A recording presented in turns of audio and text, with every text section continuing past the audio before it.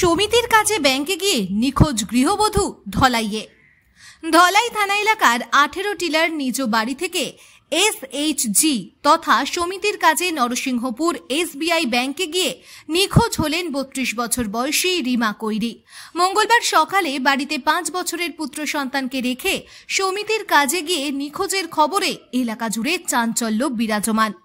এই নিয়ে বুধবার সকালে ধলাই থানায় একটি নিখোঁজ সংক্রান্ত মামলা দায়ের করেছেন রিমা কৈরির স্বামী সন্তোষ কৈরি। কোনো ব্যক্তি যদি রিমার সন্ধান পেয়ে থাকেন তাহলে সন্তোষ কৈরির মোবাইল নম্বর 8431512646 এই নম্বরে বা নিকটবর্তী পুলিশ স্টেশনে জানানোর জন্য অনুরোধ করেন সন্তোষ। গতকালকে রিমা কৈরি 11টার সময় ব্যাংকে গেছে, SBI ব্যাংক যাওয়ার সময় আর আমি কইছি যে যাওয়ার সময় 12টার সময় যাওয়ার সময় আমার লগে আওয়া লাগে।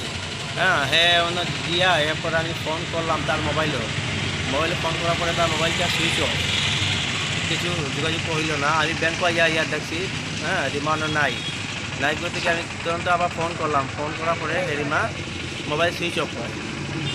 অফ করার পরে আমি বাড়িতে এলাম, বাচ্চা নিয়ে স্কুল থেকে বাড়িতে এলাম।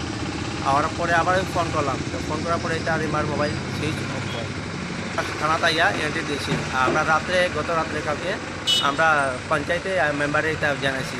আমার নাম সন্তোষ কৈরি, আমার স্ত্রী এটা মেম্বার আছে SHG গ্রুপে সবে এটা কাগজপত্র নিয়ে কালকে জমা দেবার লাগে গিয়ে আছে।